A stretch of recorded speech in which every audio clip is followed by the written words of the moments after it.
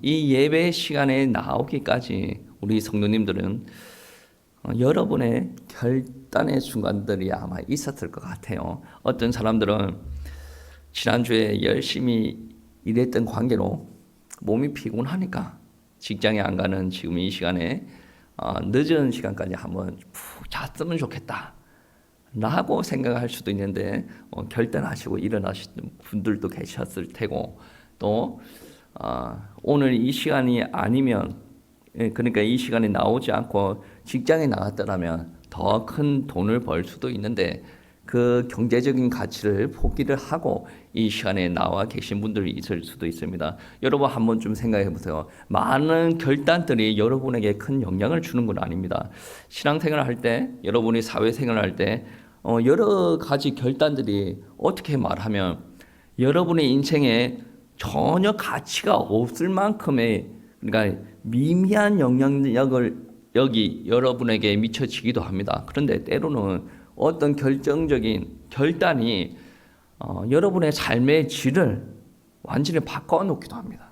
그러니까 예배 시간에 이 시간 나오신 여러분들의 이 예배를 위한 결단이 저는 여러분의 인생을 바꿔놓는 결단이라고 생각을 합니다.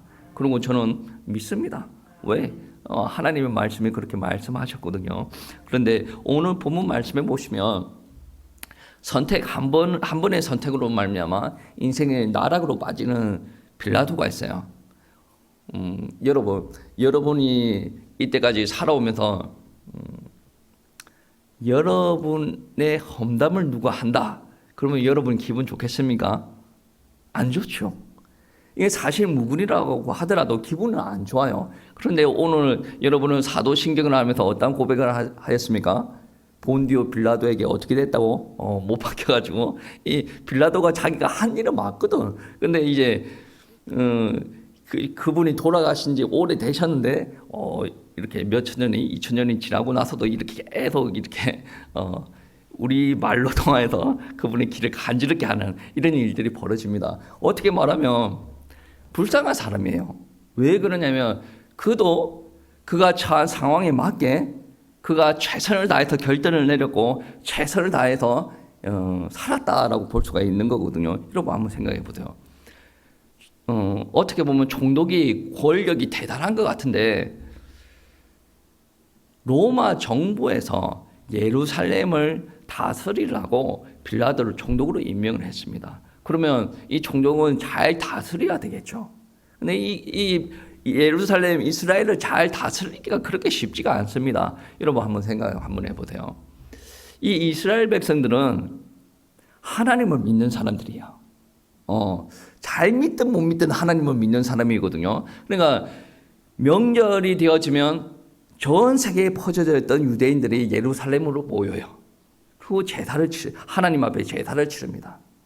그게 뭐가 큰 문제가 되어지는가 여기질 수도 있죠. 그런데 정치가의 입장에서는 이건 아주 심각한 문제거든요. 왜 그러냐면 오늘 본문 말씀의 배경이 되는 명절이 유월절입니다. 유월절은 유대인들한테 어마어마하게 큰 명절이거든요. 그러면 아프리카에 있는 유대인들, 소아시아에 있는 유대인들, 유럽에 있는 유대인들 다 모이는 거예요.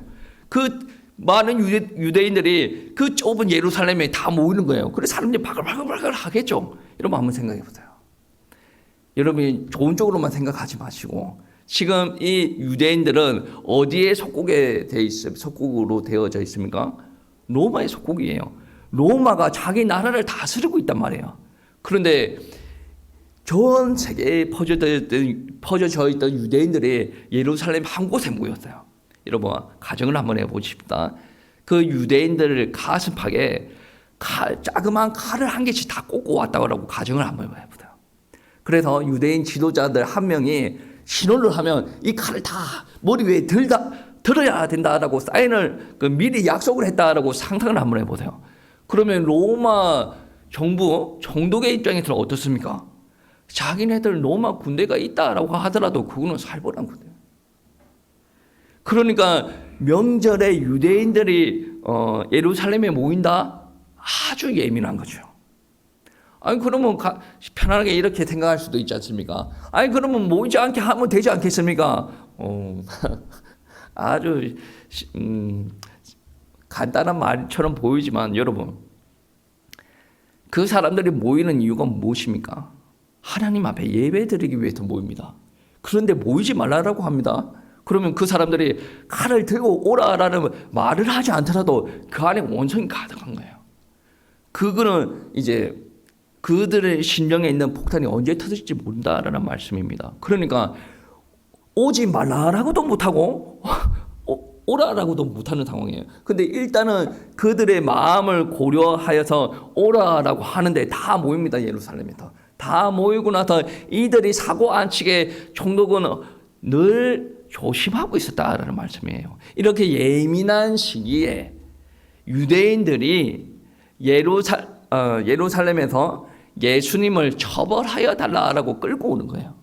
그러면 이 처벌하여 달라라는 이 의도, 이 말 속에 모든 유대인들의 의도가 포함이 되어져 있다라고 한다면 이 총독은 어떻게 해야 됩니까? 이 예수님을 처벌을 해야 됩니까? 처벌을 하지 말아야 됩니까? 이 빌라도가 실제적으로 이 예수님을 신문을 하다 보니 이 예수님이 죄가 없다라는 사실을 알게 되어졌습니다. 그래서 이 빌라도 같은 경우에는 이 예수님을 풀어주기 위해서 여러 가지 방법을 강구하는데 오늘 말씀 6절에서 9절 말씀을 한번 보시겠습니다. 6절에서 9절 말씀 우리 다 같이 읽어보시겠습니다. 명절이 되면 백성들이 요구하는 대로 죄수한 사람을 놓아주는 전례가 있더니 밀란문을 꾸미고 그 밀란 중에 살인하고 체포된 자 중에 바라바라 하는 자가 있는지라 무리가 나아가서 전례대로 하여 주기를 요구한대 빌라도가 대답하여 이르되 너희는 내가 유대인의 왕을 너에게 놓아주기를 원하느냐 하니 라고 표현을 하고 있죠. 그러니까 오늘날로 표현을 하면 특사죠. 광복절 특사 뭐 이런 것처럼 6월절 특사가 있는 모양입니다. 한 명을 죄수 한 명을 빼서 해방을 석방을 시켜주는 제도가 있었다라고 이야기하는데 오늘 말씀해 보시면 밀란을 꾸미고 살인하고 이런 사람이 바로 바나바였다. 이 바나바가 체포가 되어서 지금 감금이 되어져 있는데 이 사람을 풀어줘야 되냐, 예수님을 풀어줘야 되냐, 이렇게 빌라도가 이야기하니 유대인들이 어떻게 이야기했다라고 이야기합니까? 오늘 말씀에 의하면 예수를 십자가에 못 박으라 라고 이야기합니다. 지금 빌라도 같은 경우에는 지금 문제를 알고 있는 거예요. 지금 죄가 없는 사람을 잡아가지고 왔고 이 잡아가지고 온 대제사장들이 어떤 의도로 잡아왔는지 알고 있습니다. 10절 말씀해 보시면 이는 그가 대제사장들이 시기로 예수를 넘겨준 줄을 압니다. 대제사장이 이 예수가 죄가 있어서 잡아온 것이 아니라 자기들이 생각할 때에 이 예수가 너무나도 인기가 많으니 그 시기로 말미암아 대제사장들이 예수를 잡아왔다라고 이야기를 합니다. 여러분 한번 상식적으로 한번 생각해 보세요. 예수님을 놔줘야 되는 게 맞습니까? 안 그러면 강도짓을 하고 살인하고 밀란을 일으켰던 이 사람을 놔주는 거 맞습니까? 어떻게 말하면 주석가들은 이렇게도 이야기합니다. 이 바나바는 로마 정부에 대항했던 열심 당원이었다라고 이야기를 합니다. 어떻게 보면 유대인들 대제사장들의 입장에서 보면 정치적으로 접근을 한다면 바나바는 사람을 죽였으나 로마 정부에 대항을 하는 이 사람이 자기들한테 더 유익이 될 수 있을 거라고 생각을 했던 것 같아요. 근데 정치적으로 또 바라보면 이 예수가 메시아였다라고 한다면 이 예수의 편을 들 텐데 딱 보니 이 메시아가 같지가 않거든요. 그리고 이 예수가 자기들의 인기를 빼앗아 간다라는 말입니다. 그러니까 오늘 열린 이 재판은 사실관계가 그렇게 중요한 재판이 아닙니다. 여러분 오늘 말씀해 보시면 오늘 말씀 15절 말씀해 보시면 빌라도가 무리에게 만족을 주고자 하여 바나바는 놓아주고 예수는 채찍질하고 라고 말씀하시지 않습니까? 이 로마 총독 빌라도도 정치가입니다. 그러니까 유대인들의 환심을 사기 위해서 예수님한테 채찍질을 하였다라는 겁니다. 물론 자기의 확신이 있었습니다. 분명히 예수가 잡혀온 것은 대제사장의 시기 때문에 잡혀온 것이고 예수는 죄가 없다라는 사실을 알았습니다. 그럼에도 불구하고 예수님을 유대인들 손에 넘겨줬습니다. 단순히 넘겨줬다라는 것이 아니라 사형이라는 극형은 유대인들이 할 수 있는 일들이 아니거든요. 로마 총독이 할 수 있는 일입니다. 자기가 직접적으로 죽이지 않았다라고 하더라도 자기 선에서 예수를 채찍질하고 십자가에 못 박아라라는 사인이 떨어졌기 때문에 그 밑에 있는 사람들이 예수를 채찍질하고 십자가에 못 박을 수가 있었다라는 겁니다. 정치가입니다. 이는 신앙인이 아닙니다. 여러분 한번 생각해 보세요. 오늘날 성도님들이 빌라도에게 잘못되었다라고 자신감 있게 이야기할 수가 있겠습니까? 다시 한번 생각해 보세요. 빌라도만 이렇습니까? 오늘날 교회 다니는 사람들도 이런 일들을 합니까? 여러분, 세상 말을 자꾸 듣습니다. 세상 말을 자꾸 듣다 보니 우리 입에서는 어떤 말이 나옵니까? 세상의 말이 계속 나옵니다. 세상이 계속 선택을 합니다. 그게 좋다라고 선택을 하면 그러면 우리가 그 선택을 따라 세상이 했던 선택을 따라 그대로 우리는 선택을 하고 나아갑니다. 세상이 뭔가를 보여줍니다. 그러면 우리가 우리는 그거를 자꾸 또 사람들한테 보여주기를 원합니다. 왜? 세상이 하고 있고 세상이 따라가고 있고 세상이 판단하고 있다라는 것은 뭔가 점검이 되어졌던 것 같고 사람들이 다 따라가니까 그게 다 맞는 것 같거든요. 여러분, 이렇게 비판 없이 세상을 따라간다라는 것은 빌라도가 했던 행동과 똑같이 우리가 살아간다라고 우리는 생각할 수가 있습니다. 우리는 빌라도의 삶을 살아가야 되는 사람들이 아닙니다. 우리는 주님의 명령을 따라 빛과 소금의 역할을 감당해야 될 그리스도인들 아닙니까? 이 땅이 흑암이 가득해요. 흑암이 가득한데 흑암이 가득한 중에 세상이 제안을 하고 보여주고 선택을 하게 하는데 우리는 그 흑암 가득한 그 세상 가운데 무엇을 해야 되는 사람입니까?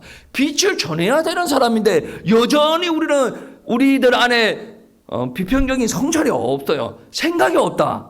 이게 하나님의 뜻인가 아닌가 그런 옳고 그름의 생각이 없이 세상의 물결이 그렇게 우리를 휩쓸고 지나가면 우리도 그 물결에 타고 넘어간다라는 말씀이 되어집니다. 여러분, 우리가 세상의 모습을 그대로 모방하고 있지 않습니까?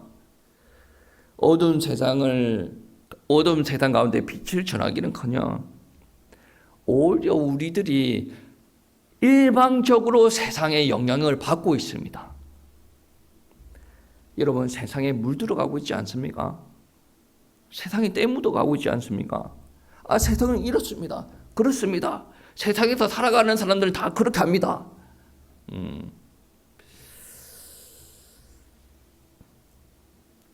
어떻게 말하면 주일에 교회에서 예배 드리는 모습만 제외를 한다 그런다면 우리들의 모습이 세상에서 살아가는 사람들의 모습과 같다 라고 말해도 우리는 부정을 할 수 없는 그러한 삶을 살아가고 있는 것이 아닌가 우리는 한번 생각을 해봐야 됩니다. 그래서 성경은 우리에게 가르치기를 너희는 이 세대를 본받지 말라라고 가르칩니다. 여러분, 자녀들한테 그런 거를 가르치지 않습니까? 너희가 성공하려고 하면 이렇게 해야 돼. 먹고 살려면 이렇게 해야 돼. 그거는 다 가르칩니다. 그거는 부모가 가르치지 않더라도 다 가르쳐 주는 겁니다. 부모가 가르칠 수 있는, 믿는 부모가 가르칠 수 있는 부분이 무엇입니까? 하나님의 말씀을 가르쳐야 되지 않겠습니까? 여러분이 하나님의 말씀과 믿음을 가르치지 않으면 여러분의 자녀는 빌라도처럼 그렇게 됩니다. 예수를 알긴 아는데 정확히 모릅니다. 그리고 판단을 할 때 예수를 저버리는 판단을 늘 하게 될 겁니다. 왜? 자기가 이때까지 총독의 자리에 올라오기까지 무엇을 선택했습니까? 복음을 선택하지 않았고 하나님의 말씀을 선택하지 않았고 하나님께서 나한테 사명 주었다라는 것을 한 번도 인정한 적이 없기 때문에 오늘처럼 중요한 판단이 있을 때 무엇을 예민하게 고려를 합니까? 내가 정치가로서 어떻게 판단을 해야 되냐? 내가 어떻게 판단을 해야 이 예루살렘 땅에서 밀란이 일어나지 않겠는가? 어떻게 하면 저 유대인들의 관심을 내가 살 수 있겠는가? 그 기준으로 판단을 하고 살아간다라는 말씀입니다. 오늘 교회 안에서도 빌라도의 후예 같은 사람들이 너무나도 많이 있습니다. 소위 크리스찬이라는 사람들이 그리스도를 따라가지 않습니다. 이렇게 생각하는 거죠. 내가 어떻게 하면 사람들에게 인기를 얻을 수가 있을까? 내가 어떻게 하면 더 성공을 할 수가 있을까? 여러분, 심각하게 고민을 한번 해봐야 될 부분들이 뭐냐면, 여러분이 아무리 노력해서 성공을 한다라고 하더라도 하나님이 인정을 하지 않으면 거기서 끝나는 거예요. 불쌍한 거죠. 여러분, 여기서 몇십 년 신앙생활을 하다가 여러 개 부귀영화를 누리고 간다라고 가정을 했다라고 한번 해보십시다. 하나님 앞에 딱 갔어요. 근데 야, 옥경고 넌 누구냐? 라고 해버리면 저는 지옥에 가는 겁니다. 아주 심각한 이야기예요. 그래서 여러분, 우리가 빌라도처럼 안 살려면 어떻게 살아야 되냐면, 사람이 무엇을 원하는가가 내 판단의 결정적인 기준이 되어지는 것이 아니라 하나님께서 나에게 무엇을 요구하시는가, 하나님께서는 지금 어떻게 생각하고 계시는가, 하나님께서 지금 나를 바라보실 때 어떤 감정을 가지고 계시는가 라는 것에 예민하게 반응을 해야 됩니다. 이것이 바로 창조주와 함께 가는 방법이에요. 창조주와 함께 갈 때 우리에게 어떠한 역사가 일어납니까? 하나님께서 우리를 인도하시고 보호하십니다. 그리고 그 하나님께서는 우리 하나님의 백성들, 그분의 백성들을 통해서 하나님의 일을 이루어 가신다라는 말씀입니다. 그런데 빌라도는 어떻습니까? 하나님을 위해서 선택합니까? 아니에요. 누구를 위해서 선택합니까? 자기 자신을 위해서 선택을 하였다. 자기 자신을 위해서 어떻게 선택을 했습니까? 자기를 위해서 유대인들에게 관심을 받기 위해서 선택을 하였다라는 겁니다. 여러분, 역사적으로 바라볼 때 정치가들은 위기를 모면하기 위해서, 그리고 민심을 사기 위해서 희생양을 만들었습니다. 오늘 말씀에 그 희생양은 누구였냐라고 한다면 예수님이었다라고 우리가 알 수가 있어요. 왜 그러냐? 본인도 무죄인 것을 알고 있었지 않습니까? 풀어주려고도 했지 않습니까? 근데 결국에 결정의 순간에 누구의 의중이 심각하게 판단이 되어지냐면 민중들의 의중입니다. 여러분 한번 보십시오. 12절 말씀에 너희가 유대인의 왕이라 하는 일을 내가 어떻게 하랴? 아니, 본인이 재판하는 사람인데 본인이 물어보고 앉아있어요. 본인이 죄가 없다라고 판단이 되어졌다 그러면 석방을 해야죠. 그런데 그들에게 물어본다라는 말은 그들의 의중에 관심을 가지고 있다라는 말씀이죠.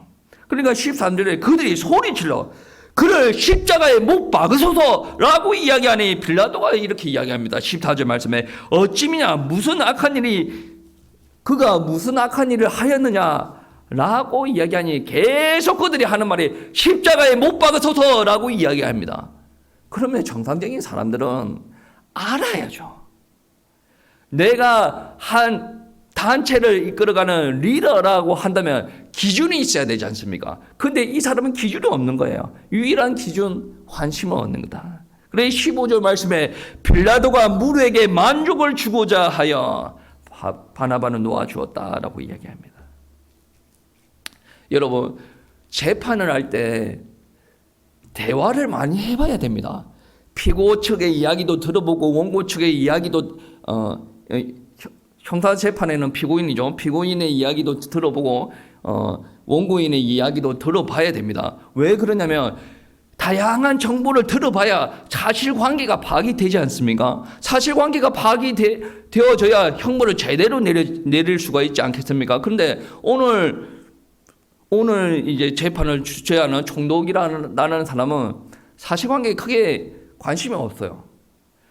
이 재판을 통해서 어떻게 하면 이걸로 통해서 6월절이지 않습니까? 6월절에 이 사람들의 신기를 거스르지 않고 무난하게 넘어갈 수 있을까? 여기에 관심을 가지고 있었다라는 말씀입니다. 여러분, 분명히 빌라도는 놓아주고 싶은 마음이 있었어요. 요한복음 19장 12절 말씀에 이런 말씀이 있습니다. 이러함으로 빌라도가 예수를 놓으려고 힘썼으나 유대인들이 소리 질러 이르되 이 사람을 놓으면 가이사의 중신이 아니니이다. 무릇 자기를 왕이라 하는 자가 가이사를 반역하는 것이니이다. 라고 이야기하는 것이 않습니까? 그 말은 무슨 말이에요? 빌라도가 놓아주려고 하니 유대인들이 이야기하는 거죠. 그 이야기가 어떤 이야기냐면 이 사람을 놓아주면 당신은 로마 황제의 중신이 아니다. 그것은 바로 로마 황제를 반역하는 것이다. 그러니까 이 말을 듣고 빌라도가 하는 말이 드는 생각이 이러다가 큰일 나겠네. 내가 예수 살리다가 내가 큰일 나겠네. 내가 황제의 반역자가 되어지면 안 되지. 내가 이 자리에 오래 앉아 있어야 되는데 반역자가 되어지면 안 되지. 그러면서 이제 예수를 그들의 손에 넘겨주는 일이 일어나는 겁니다. 어떻게 보면 이러한 행동과 이러한 결정이 정치가로서 크게 문제없는 결정입니다. 실제로 빌라도는 다른 총독들보다 오래 총독 생활을 했습니다. 요세푸스라고 유대인들의 역사학자가 있습니다. 이 역사학자가 빌라도에 대해서 묘사하는데 어떻게 묘사하냐면 빌라도는 잔인하고 악랄하다. 그리고 로마 황제에게 지나치게 아부와 중성을 한다. 이 말은 무슨 말이에요? 약한 사람한테 강하고 강한 사람한테는 약한 사람이었다라는 부분들을 알 수가 있죠. 그러니 이가 얼마나 아부를 심하게 했으면 보통 총독은 5년, 6년 정도 하면 갈아치웠대요. 근데 빌라도 같은 경우에는 10년 정도 총독 생활을 했다는 겁니다. 여러분, 세상살이 할 때 아부가 효과가 있습니다. 엄청나게 아부가 효과가 있습니다. 여러분, 빌라도만 보시면 아시지 않습니까? 다른 사람은 2배로 총독 생활을 했습니다. 여러분, 직장 생활을 하시는 분들 보면 아부해야 먹고 삽니다. 어떤 사람은 그런 이야기를 하대요. 자기 장사가 술을 좋아하면 그 사람의 라인을 타고 내가 승진을 하려면 술을 나도 먹고 이게 그 사람 배웅을 해줘야 되고 막 술 먹고 난 뒤처리를 해줘야 된다고 이야기를 합니다. 맞죠? 아부를 해야 그 사람이 끌어올려 내가 승진도 하고 내가 월급도 많이 하고 내 자식들 잘 먹여 살리지 않겠습니까? 이거는 성공에 대한 그의 가치관입니다. 그렇게 해야 성공한다는 게 아니라 많은 세상 사람들이 가지고 있는 성공에 대한 가치관이에요. 그러니까 빌라도가 아니라 오늘 말씀 누굽니까? 빌라도 같은 사람은 성공을 위해서 물불을 안 가리는 사람이에요. 그러니까 약한 사람들한테는 강하게 몰아붙이는 거예요. 그리고 황제한테는 자기 아부를 뜨는 그런 사람이었는데 결국에 이러한 자세가 그를 파멸의 길을 몰아붙이는 거예요. 왜냐하면 그가 총독 생활을 하고 있을 때 어떤 일이 있었냐면 그가 사마리아 사람들을 학살하는 일들이 벌어집니다. 이 일이 어디까지 보고가 되냐면 로마 중앙 정부까지 보고가 되어지거든요. 그러니까 황제가 빌립보한테 로마로 들어오라라고 소환 명령을 내립니다. 그러니까 그 소환 명령을 보고 이 총독이 이제 나의 정치적인 생명은 다 끝났구나 생각을 하고 그냥 거기서 자결하는 거예요. 여러분, 우리가 계속 높은 곳으로 올라가려고 그런다면 수단과 방법을 생각하지 않는 일들이 많이 벌어집니다. 계속 높은 곳으로 올라가려고 한다면 어떤 일들이 일어납니까? 나의 경쟁자를 다 쳐내야 돼요. 계속 내 입으로 저 사람을 비방을 해야 되면, 무시를 해야 되면 쳐 죽여야 돼요. 그리고 위에 사람들한테 자꾸 아부를 떨어야 됩니다. 계속 높이 올라가야 되죠. 이것만 바라보고 올라가는 사람이 한 분을 곤두박질 쳐요. 그러니까 그거를 못 찾는 거예요. 그러니까 혼자 자결하는 일들이 벌어지지 않습니까?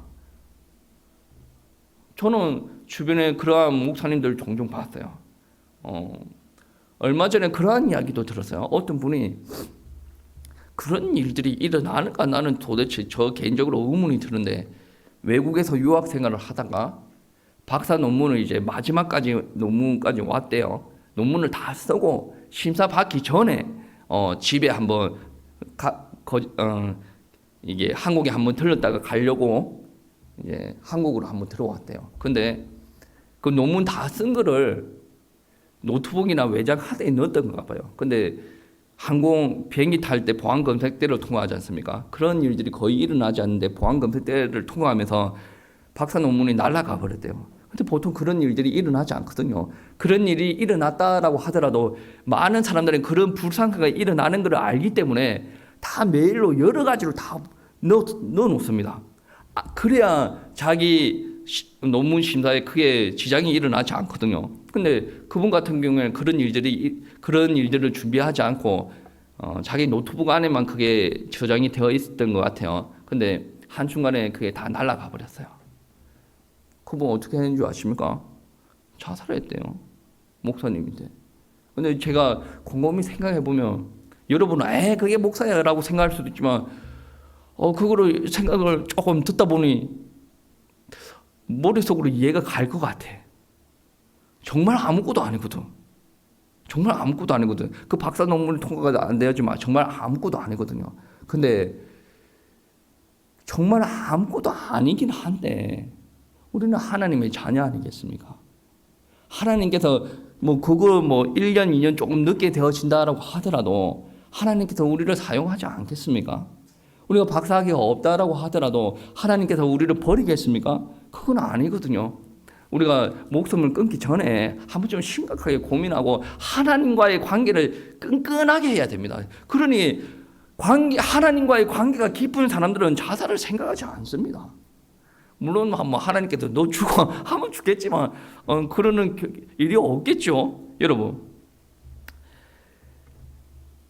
인간이 자기 목표를 설정하고 그거에 도달하기 위해서 수단과 방법을 가리지 않는 성공의 가치관이 그렇게 형성이 되어져 있는 사람들은 마지막이 좋지 않습니다. 우리는 그 마지막이라는 개념을 어디까지 봐야 되냐면 이 땅에서 죽기 전까지 봐야 돼요. 그리고 죽고 나서도 봐야 돼요. 우리는 성공을 왜 해야 됩니까? 우리는 성공은 하나님 때문에 성공하는 거죠. 그러면 하나님께서 성공시키면 시키는 거고 하나님께서 너는 이 정도 하면 됐다 그러면 그 정도 해야 되는 거고 우리는 하나님의 주권을 인정하고 받아들이는 사람들이 되어야 돼요. 그런 마음을 가지고 있어야 옆에 사람들한테 막 뭐라고 안 하는 거예요. 저 사람 못돼서 잘못돼서 저 죽어야 돼. 그렇게 안 하는 거예요. 그런 하나님의 주권이 있어야 나보다 연약한 사람이 있을 때 연약한 사람들을 세워줄 수가 있는 겁니다. 하나님의 주권이 있어야 내보다 뛰어나고 내보다 위에 있고 나를 끌어다 주는 사람한테 비굴하게 아부만 하고 나가지 않는다는 말씀입니다. 왜? 그 사람이 나를 이끌어 주기도 하지만 결론적으로 누가 나를 세우냐면 하나님께서 세운다라는 믿음이 있어야 되지 않겠습니까? 여러분, 성공에 대한 가치관이 달라야 됩니다. 이런 하나님께서 이끌어 주신다는 개념이 없기 때문에 옆에 내보다 훌륭한 사람이 이렇게 하래 따라가는 거예요. 하나님을 믿지 않는 사람 저렇게 하네 따라가는 거예요. 여러분, 이건 아주 심각한 문제예요.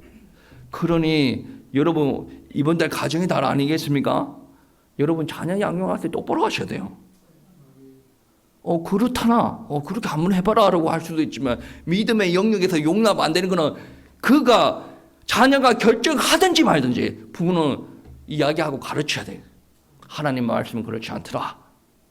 얼마나 권위가 있어요. 여러분 아무리 권위를 내세우려고 해봐요. 권위 안 세워줍니다. 요즘에 애들 부모의 권위 인정하시는 줄 아십니까?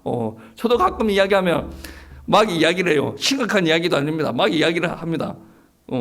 애들 듣다가 가버려. 셋 다. 그러니까 이제 저들끼리 재미나게 놀고 있는데 제가 한마디 했어요. 그래 가버려. 그래 내가 웃으면서 사모님한테 내가 누구한테 이야기했을까? 내가 누구한테 이야기했지? 그러니까 사모님은 웃으면서 애들이 행복하게 크는 것 같네요. 저것들만 행복하면 되지. 그렇게 넘어가는 거지. 이러고 요즘 애들은 막 부모가 이래야 돼, 뭐 자녀가 이래야 돼. 그런 걸로 안 통합니다. 우리한테 권위가 되어지려면 우리가 하나님 앞에 서야 돼요. 부모님이 공부해라 말아라, 뭐 이거 해라 말아라, 그런 거는 별로 안 씁니다. 나는 하나님을 믿어. 하나님 말씀대로 살 거야. 부모가 이런 마음이면 그 부모 입에서 나오는 하나님의 말씀에 근거한 가르침이 권위가 실린다는 거예요. 왜? 그거는 우리 아버지 어머니의 말씀이 아니라 그거는 성경의 말씀이다. 권위가 실리는 거예요. 여러분, 우리가 신앙생활하고 판단을 하고 삶을 살아갈 때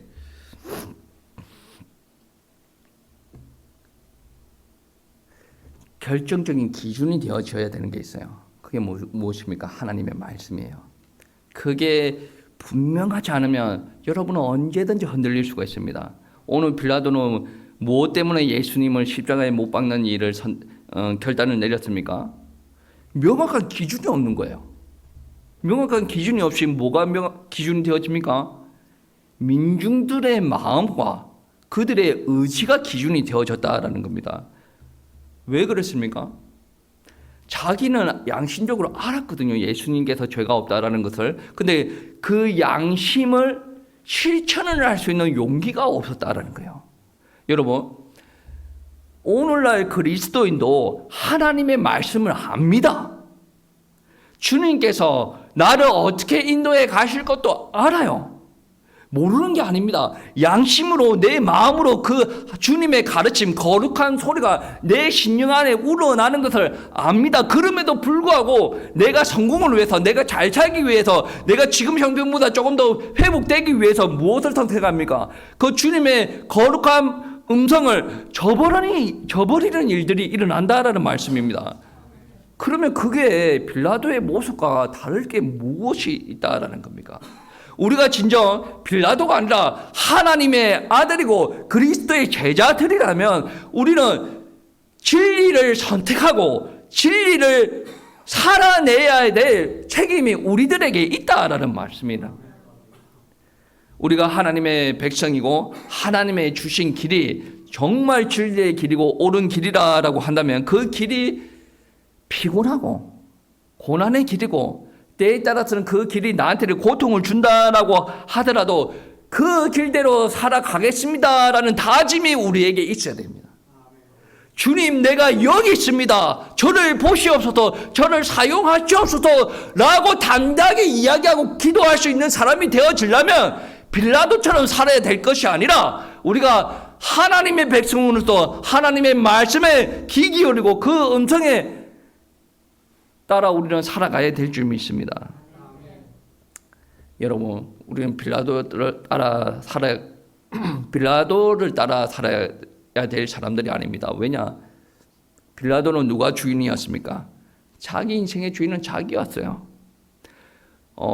좀 과장이 되어지기도 하지만 자기가 판단하는 영역에서 다른 사람의 영향을 받습니다. 그는 또 다르게 이야기하면 그의 결정을 다른 사람들이 결정하는 거죠. 그러니까 그의 인생의 주인은 본인이었고 다른 사람이었다. 여러분, 여러분의 인생의 주인은 누굽니까?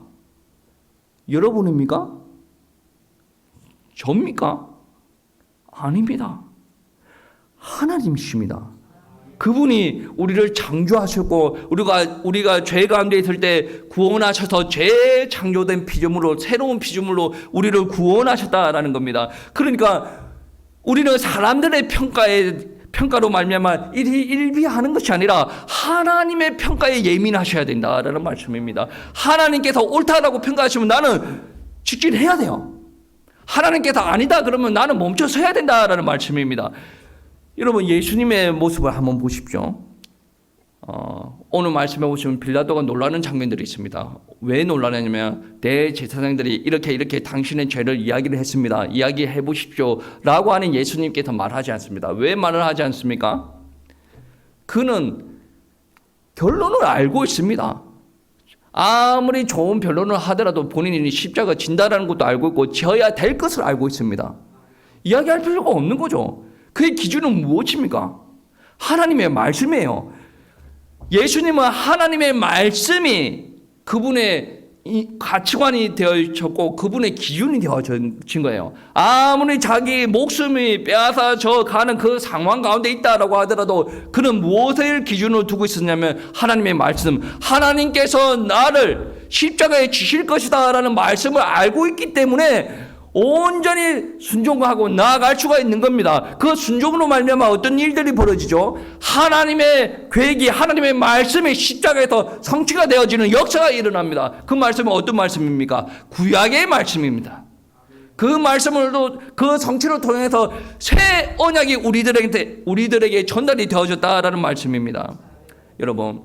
여러분의 때에 따라서는 하나님과 예수님을 선택하고 성경적인 가치관을 선택할 때 예수님처럼 목숨을 내놓는 선택은 아닐지라도 여러분 혹시 때에 따라서는 명성에 금이 갈 수도 있고 경제적인 손실을 볼 수도 있고 때 의도치 않게 사람들한테 모욕감을 느껴질 수도 있을 겁니다. 그럼에도 불구하고 나는 하나님을 믿는다 라는 것을 세상에 외칠 수 있는 자가 되어야 돼요. 나는 하나님을 믿으니 나는 이렇게 산다라는 것이 세상 가운데 드러나야 돼요. 입으로만 주여 주여 하지 말고 사람들한테도 내가 주님을 믿습니다라고 사람들한테 인정하는 사람들 되시기를 축복합니다. 주님, 내가 여기 있습니다. 담대하게 이야기할 수 있는 게 뭡니까? 나는 하나님을 믿고 하나님의 말씀대로 순종하고 나아가고 있고 하나님과 동행하고 있고 하나님께서 이끄실 것을 믿기 때문에 이렇게 말씀할 수가 있는 거 아니겠습니까? 그러면 내 삶을 통해서 어떤 일들이 일어나겠습니까? 축복되어진다라는 것은 당연한 말이고 내 삶을 통해서 하나님의 말씀이 이루어지는 거예요. 하나님의 계획이 이루어지는 겁니다.